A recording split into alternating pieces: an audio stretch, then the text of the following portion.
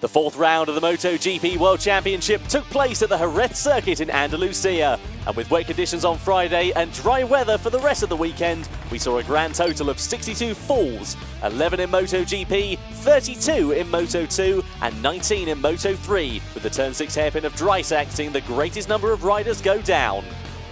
First up, we look to the quick right-hander of Turn 3 as Lorenzo Baldassarri loses the front end of his Calyx in Moto2 and the bike pirouettes through the gravel. On the slow-mo replay, we can see the Italian hit the tarmac hard and adopting a brace position as he tumbles to a halt.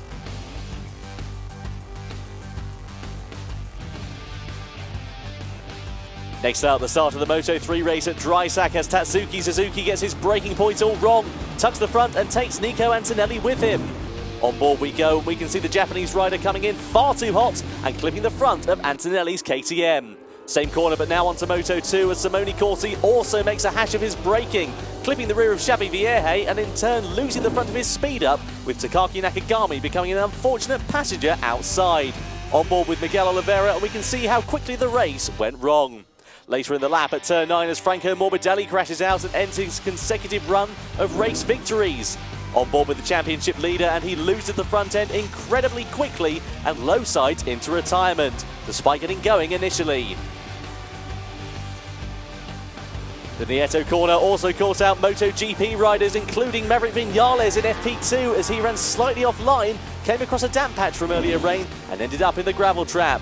On board with Vinales, and we can see him just missing the apex before he went down the road. Lap 3 of the race, and the Crivier corner of Turn 11 saw Cal Crutchlow slide into the gravel trap, ending his race after the Briton spectacularly barrel rolled to a halt. A disappointment for himself and the team, resulting in his second non-finish of the season so far. Just one corner later and in the opening Moto2 practice session, we saw a nasty high side for Yoni Hernandez, who hit the ground very hard and was lucky not to get collected by the Red Bull KTM IO bike of Ricky Cardouse. Turn 13 of Lorenzo as wildcard Vicente Perez spectacularly high sides out of the Moto3 race whilst battling inside the top 20 after the opening few laps, which we see here in this fantastic slow motion replay. A very big disappointment to an otherwise positive start to his weekend.